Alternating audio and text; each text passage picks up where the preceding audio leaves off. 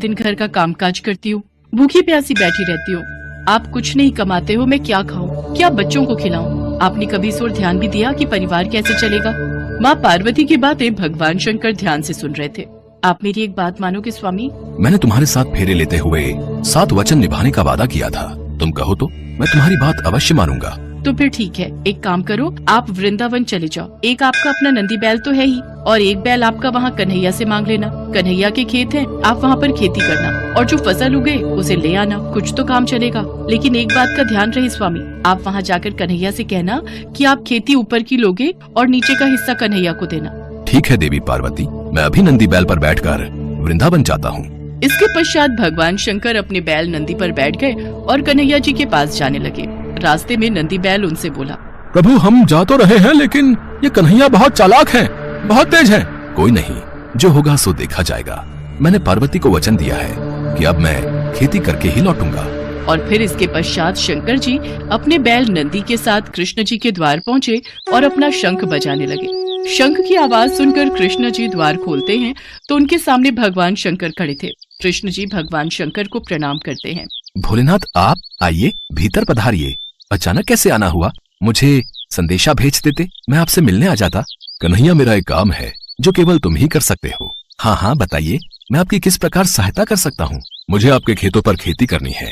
एक बैल मेरे पास है और एक बैल आप अपना दे दो, और अपने खेत पर मुझे खेती करने के लिए दे दो। क्यों मैया, आपका क्या विचार है? भगवान शंकर हमारे खेतों पर खेती करना चाहते हैं।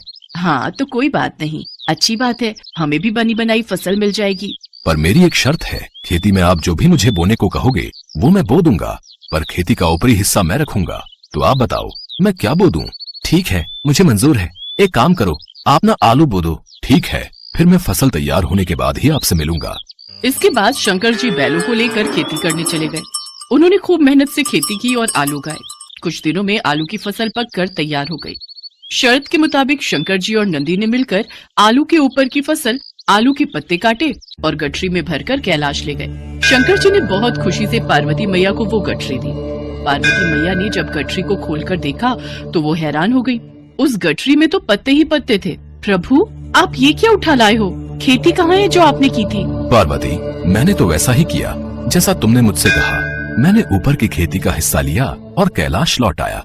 मुझे कुछ नहीं पता प्रभु, अब मैं इन पत्तों का क्या करूं? ये पत्ते किसी काम के नहीं हैं। अब आप दोबारा जाओ और दोबारा खेती करके लाओ।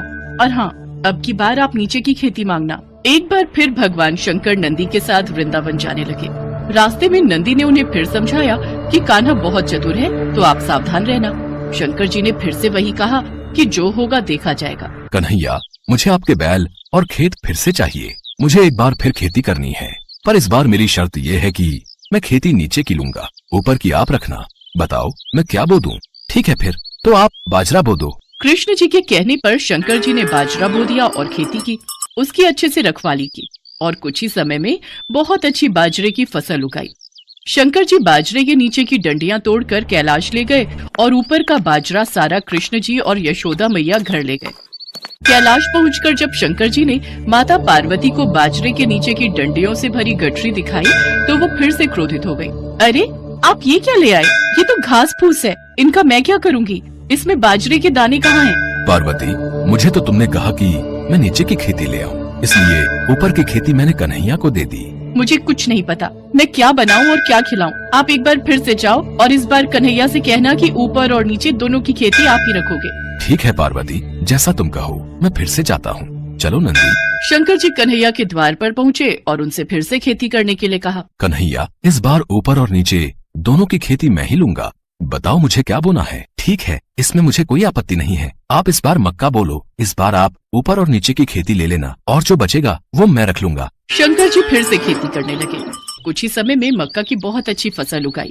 कृष्ण जी यशोदा मैया के साथ मिलकर बीज का हिस्सा यानी कि मक्का तोड़कर घर ले गए और ऊपर और नीचे की फसल भगवान शंकर कैलाश पर्वत पर ले आए। इस बार नंदी और भगवान शंकर बहुत खुश थे कि ऊपर और नीचे की दोनों खेती देखकर माता पार्वती बहुत खुश होंगी। पर जैसे ही उन्होंने माँ पार्वती को खेती की गठरी पकड़ाई, जिसे देखकर माँ पार्वती अपना सिर पकड़कर बैठ गई। अरे ऊपर और नीचे की फसल तो ले आए, पर इसमें भुट्टा कहाँ है? पार्वती तुमने ही तो कहा था कि ऊपर की और नीचे की खेती लेकर आऊं, इसलिए मैं ऊपर और नीचे की खेती ही तो लेकर आया हूँ। अब मैं भूला भाला, जैसा तुमने मुझसे कहा मैंने वैसा ही किया।